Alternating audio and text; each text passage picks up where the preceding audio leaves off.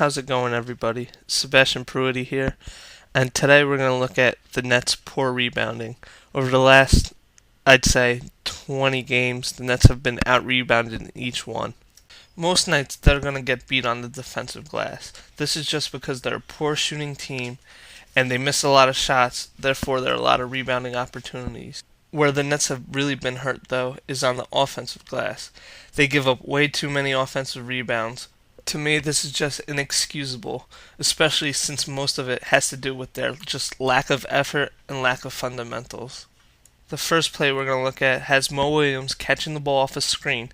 Yee makes the switch, so Devin Harris is responsible for J.J. Hickson. After making the pass, LeBron clears out.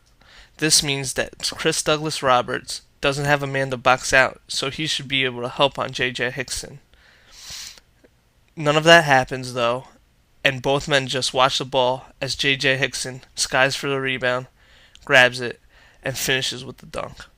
On this play, Shaq gets the ball in the post, and he takes a turnaround hook shot. The Nets have three guys challenging the shot, and because of that, Delonte West is allowed to sneak through the baseline and steal the rebound.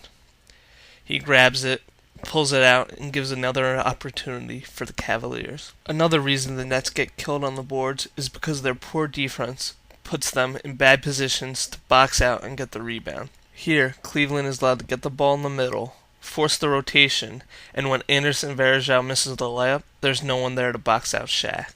And here, two Nets go to defend one cutter as Aaron Brooks cuts to the middle wide open. He doesn't get the pass, but he gets the rebound. The final reason the Nets give up a ton of offensive rebounds is because they have a tendency just to slap the ball backwards and hope one of their teammates gets the ball. Sometimes back taps are just going to happen. You can't get to the ball, so you smack it away.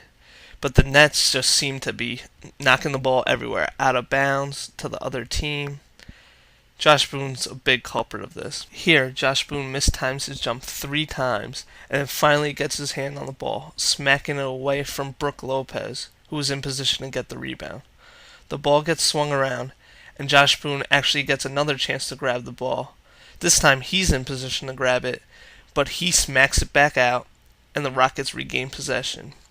I think a lot of it has to do with Boone's lack of basketball IQ. He's always mistiming his jumps, and he's not in position to get a grasp of the ball, so he just smacks it away. Oh, the Rockets scored there. So what's a good box out? Well, it took some searching, but I finally found one.